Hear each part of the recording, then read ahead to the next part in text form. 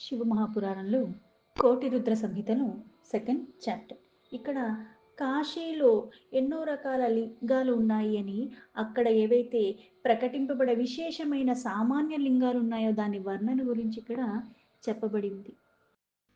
సూత ఉవాచ గంగా తీరే సుప్రసిద్ధ కాశీ కలు విముక్తిద సాహి లింగమయీ జ్ఞేయ శివ వాసస్థలి స్మృత. సూతుల వారు మళ్ళీ ఇలా చెప్తున్నారు, ఆ గంగా తటి దగ్గర అది చాలా పరమ పవిత్రమైనది అని ప్రసిద్ధి కూడా చెందిన ప్రదేశమే కాశీనగరము. ఇది అందరికీ ముక్తిని ప్రసాదిస్తూ ఉంటుంది. అంటే కాశీ నామాన్ని ఉచ్చరించినా సరే భక్తి అనన్యంగా ఉండి ఉచ్చరించినంత మాత్రం చేత కూడా అది ఉద్ధరిస్తుంది అంటారు. అందుకే ఆ నగరం విశేషంగా ప్రతి ఒక్కరికి కూడా ముక్తిని ప్రసాదిస్తూ ఉంటుంది. అలాగే అసలు ఆ క్షేత్రాన్నే లింగమయము అని కూడా అంటూ ఉంటారు. అది సదాశివుడు యొక్క నివాస స్థలము అని కూడా అందుకే ముఖ్యంగా చెప్పబడుతుంది. లింగం తత్రేవ ముఖ్యం చ సంప్రోక్తామా విముక్తికం కృత్తి వాసేశ్వర సాక్షాత్తుల్యో వృద్ధకాలక. అక్కడే అవిముక్త అన్న నామంతో ముఖ్యమైన ఒక లింగం కూడా అక్కడ ఉన్నది. అది అంటే ఇక్కడ కృత్తివాసేశ్వర లింగం అని కూడా, వృద్ధకాల లింగం అని కూడా, ఇవన్నీ కూడా అక్కడ కాశీలింగంలో ఏవైతే ఇవన్నీ లింగాలు ఉన్నాయో దానితో సమానమైనవి అని ఈ అవిముక్త లింగం కూడా అని చెప్తారు. తిలభాండేశ్వరశ్చైవ దశాశ్వమేధ్య ఇవ చ గంగాసాగర సంయోగే సంగమేశ ఇతి స్మృత. అలాగే ఆ కాశీనగరంలోనే తిలభాండేశ్వర అని, అలాగే దశ అశ్వమేధ లింగము అని, ఆ గంగాసాగరానికి ఆ సంగమం దగ్గర ఏదైతే ఉన్నదో అక్కడ మళ్ళీ సంగమేశ్వర లింగం అని కూడా చెప్పబడుతుంది. భూతేశ్వరో యః సంప్రోక్తో భక్త సర్వార్ధతః సదా నారీశ్వర ఇతి ఖ్యాతః కౌశిక్యాః సా సమీపగః. అలాగే అక్కడ భూతేశ్వర అని కూడా చెప్పబడే ఒకటి ఏదైతే ఉందో అది నారీశ్వర నామంతో కూడా కాస్త విఖ్యాతి ప్రఖ్యాతి చెందినది. అయితే ఇక్కడ కౌశికి నది తట మీద విరాజమానంగా ఉంటుంది. అలాగే భక్తులకి ఎప్పుడూ కూడా ఫలితాల రూపంలో అంటే ఎప్పుడు అన్ని ఫలాలు ప్రసాదించే లింగం అది. వర్తతే గాండకీ తీరే బటుకేశ్వర ఏవ సహ పురేశ్వర ఇతి ఖ్యాతః ఫల్గు తీరే సుఖప్రదః. గాండకీ నదీ తటం దగ్గర కూడా బకుటేశ్వర నామ లింగం ఉంది. అలాగే ఫల్గు నది తీరం దగ్గర సుఖదాయి అన్న పరమేశ్వర నామ లింగం కూడా ఉన్నది. సిద్ధనాథేశ్వరశ్చైవ దర్శనాత్ సిద్ధిదధో నృణాం దూరేశ్వర ఇతి ఖ్యాతః పత్తనే చోత్తరే తథా. అలాగే ఉత్తరనామ అన్న నగరం దగ్గర సిద్ధనాథేశ్వర అని, అలాగే దూరేశ్వర నామ లింగాలు ఉన్నాయి. ఇవి దర్శించండి, వెళ్ళి చూసినంత మాత్రం చేత కూడా చూసిన వాళ్ళకి సిద్ధిని ప్రసాదించే అంత ప్రసిద్ధి చెందిన లింగాలు ఎన్నో ఉన్నాయి. శృంగేశ్వరశ్చ నామ్నా వై వైద్యనాథస్తతీవ చ జప్యేశ్వరస్తథా ఖ్యాతోయో దదీచీరణస్థలి. శృంగేశ్వర ఇంకా వైద్యనాథేశ్వర నామ లింగాలు కూడా అలాగే చెప్పబడతాయి. అంటే దర్శన మాత్రంతోనే మనుషులకి సిద్ధిలు ప్రసాదిస్తాయి. అలాగే దదీచి సంగమ భూమి దగ్గర జప్యేశ్వర అన్న నామ లింగం కూడా చాలా ప్రసిద్ధి చెంది ఉన్నది. గోపేశ్వర సమాఖ్యాతో రంగేశ్వర ఇతి స్మృత వామేశ్వరశ్చ నాగేశ కామేశో విమలేశ్వర. అదే ప్రకారంగా గోపేశ్వర లింగం, రంగేశ్వర లింగం, వామేశ్వర లింగం, నాగేశ్వర లింగం, కామేశ్వర లింగం, ఇంకా విమలేశ్వర ఈ లింగాలు కూడా అలాగే అంటారు, అక్కడున్నాయి. వ్యాసేశ్వరశ్చ విఖ్యాతః సుకేశశ్చ తథైవ హి బాండేశ్వరశ్చ విఖ్యాతో హుంకారేశ్వరస్తథైవ చ సురోచనశ్చ విఖ్యాతో భూతేశ్వర ఇతి స్వయం సంగమేశ్వరస్తథా ప్రోక్తో మహాపాతకనాశనః. వ్యోమేశ్వర, శుక్రేశ్వర, బాండేశ్వర, హుంకారేశ్వర, సురోచనేశ్వర, భూతేశ్వర, సంగమేశ్వర, ఇవన్నీ లింగాలు ఏవైతే చెప్పబడి ఉన్నాయో ఇవి మహాపాతకాలు. అంటే పాపరాశి మనకి ఎలా అయితే పర్వతరాశుల్లాగా ఉన్నప్పటికీ కూడా దాన్ని మొత్తం ఎప్పుడెప్పటి నుంచో ఉన్నవి కూడా నశింపచేసేస్తాయి. ఆ పాతకాలన్నీ తొలగిచ్చేస్తాయి. తతశ్చ తత్ పకాతీరే కుమారేశ్వర ఏవ చ సిద్ధేశ్వరశ్చ విఖ్యాతః సేనీశాసశ్చ తతస్మృతః. అలాగే తాప్తక నదీ తటం దగ్గర కుమారేశ్వర లింగము, సిద్ధేశ్వర, సేనేశ్వర అన్న నామలింగాలు కూడా చాలా ప్రసిద్ధి చెంది ఉన్నవి. రామేశ్వర ఇతి ప్రోక్తో కుంభేశశ్చ పరోమతః నందీశ్వరశ్చ పుంజేశః పూర్ణాయ పూర్ణకస్తత.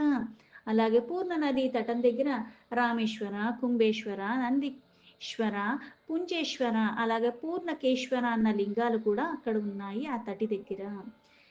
బ్రహ్మేశ్వరः ప్రయాగో చ బ్రాహ్మణాస్తథా పితః పురా దశశ్వామేధతీర్థైః చతుర్వర్గ ఫలప్రదః. పూర్వ సమయంలో బ్రహ్మ ద్వారా కూడా ప్రయాగలో దశశ్వమేధ ఆ తీర్థంలో స్థాపించబడిన లింగం అని కూడా చెప్తారు ఈ బ్రహ్మేశ్వర నామ లింగము. ధర్మ అర్థ ఏదైతే పురుషార్థాలు ఉన్నాయి, ధర్మ అర్థ కామ మోక్ష, ఈ 4 పురుషార్థాలని కూడా ప్రసాదిస్తుంది. తథా సోమేశ్వరస్తత్ర సర్వాపద్ వినివారకః భారద్వాజేశ్వరశ్చైవ బ్రహ్మవర్చః ప్రవర్ధకః. అలాగే అక్కడే విపత్తులన్నీ కూడా తొలగించేది సోమేశ్వర నామ లింగము. అలాగే బ్రహ్మ తేజస్సు వృద్ధి చేసిన భారద్వాజేశ్వర నామ లింగాలు అక్కడ ఉన్నాయి. శూలటంకేశ్వర సాక్షాత్ కామనప్రద ఈరీతః మాధవీశ్వరశ్చ తత్రేవ భక్తరక్షా విధాయకః. అలాగే సకల కోరికల్ని కూడా నెరవేర్చేది సాక్షాత్తు శూలటంకేశ్వర అన్న లింగం ఏదైతే ఉందో అది భక్తుల్ని రక్షణ కల్పించటమే కాకుండా మాధవేశ్వర లింగం కూడా అంటే రక్షణ కల్పిస్తుంది, మళ్ళీ అన్నీ తొలగించి మళ్ళీ ఏ కోరికతో వెళుతున్నావో అవన్నీ కూడా నీకు అందిస్తుంది. కోరిక నెరవేర్చేవి ఇవన్నీ కూడా ఆ లింగాలని చెప్తారు. నాగేశాఖ్యః ప్రసిద్ధో హి సాకేత నగరి ద్విజః సూర్యవంశోద్భవానాం చ విశేషేణ సుఖప్రదః. అలాగే ఓ ద్విజులరారా, ఆయుధాపురి దగ్గర నాగేశ నామ లింగం కూడా చాలా ప్రసిద్ధి చెందింది. దాన్ని సాకేత అని కూడా అంటారు. అలాగే విశేష రూపంలో సూర్యవంశంలో ఉత్పత్తి జరిగి వాళ్ళు అందరికీ కూడా అది సుఖాన్ని ప్రసాదిస్తుంది.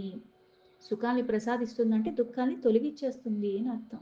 అది ఉండి ఇది ఉంటే మనకి సుఖం ఎక్కడ తెలుస్తుంది? దుఃఖమే భారంగా ఉంటుంది, దుఃఖం స్వల్పంగా ఉన్నప్పటికీ కూడా.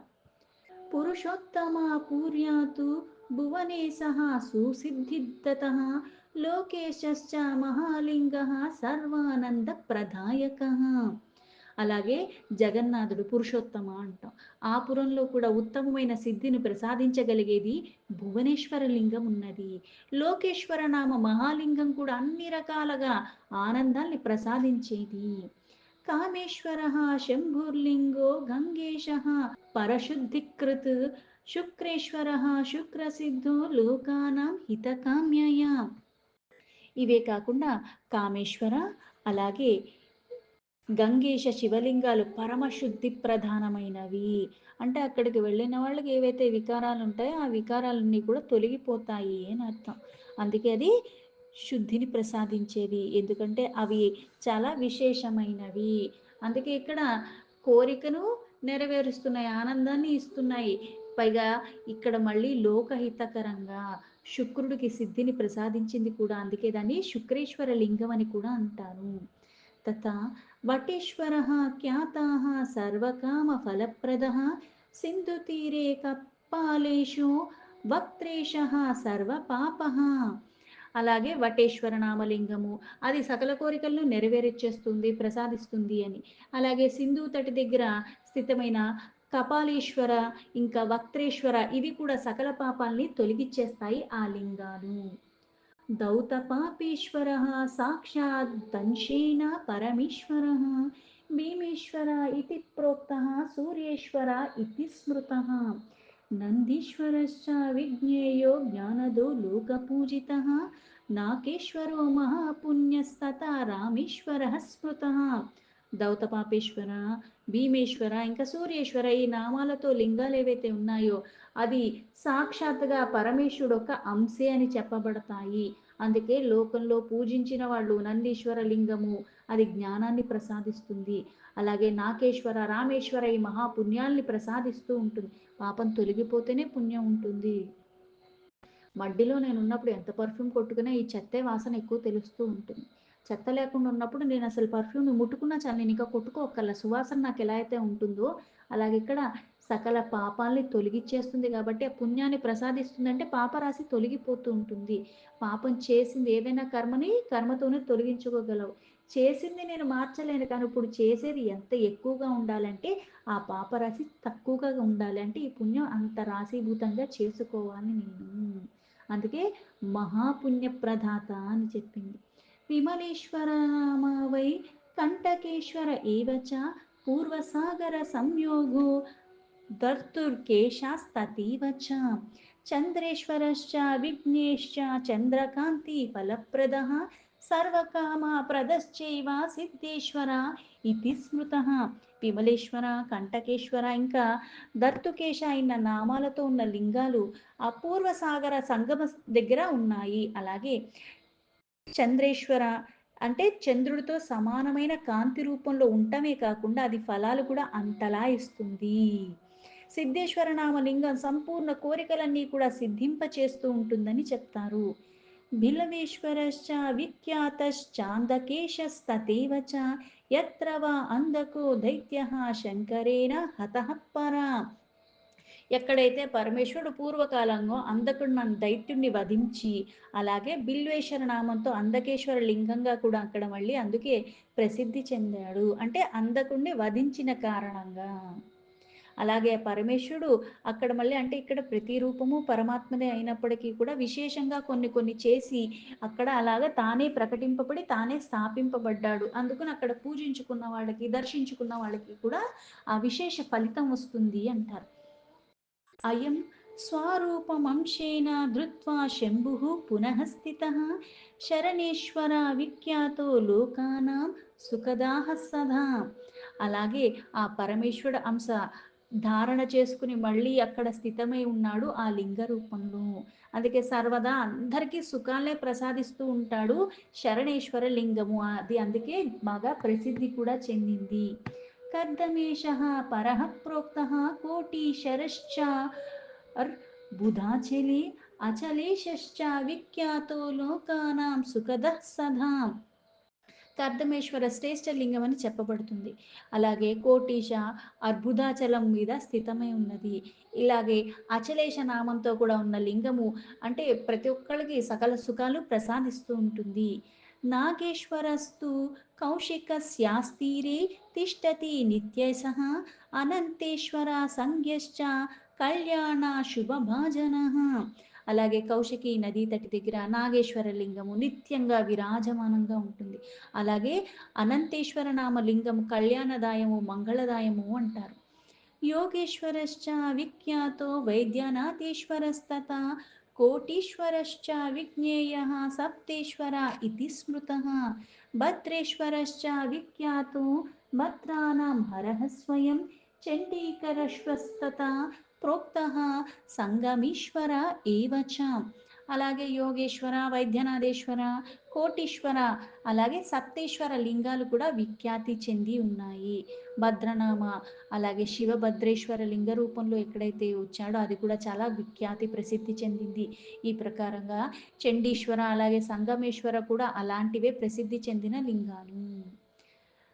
పూర్వస్యాం దిశి జాతాని శివలింగాని యాని చ సామాన్య అన్యపి చ అన్యాని తానీహ కథితాని తే. పూర్వ దిశలో ఏదైతే ఉన్నాయో అంటే ఆ వైపుగా ఏదైతే ఉన్నాయో ఆ లింగాలన్నీ కూడా విశేషంగా పైగా సామాన్య లింగాలుగానే ప్రకటింపబడ్డాడు కానీ అవి కూడా విశేషంగానే ఫలితాలు ఇస్తాయి. ఆ తీరాల్లో ఏవైతే ఇప్పుడు దాకా నామాలు చెప్పబడి ఉన్నాయో నేను ఇప్పుడు దాకా ఆ ప్రసంగంలో అన్ని వర్ణన చేసేసాను మీతో అని చెప్పారు.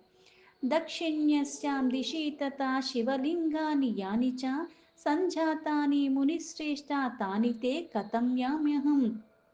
ఓ మునిశ్రేష్ఠులారా ఇప్పుడు అంటే ఇప్పుడు పూర్వ దిశలో ఉన్నవన్నీ చెప్పిన తర్వాత, ఇప్పుడు దక్షిణ దిశలో ఏవైతే శివలింగాలు ఉన్నాయో, ప్రకటింపబడ్డాడో పరమేశ్వరుడు, ఆ లింగాల వర్ణన మీకు చెప్తాను అని చెప్తున్నాడు. దీంతో శివ మహాపురాణంలో కోటి రుద్ర సంహితలో సెకండ్ చాప్టర్ సంపూర్ణం.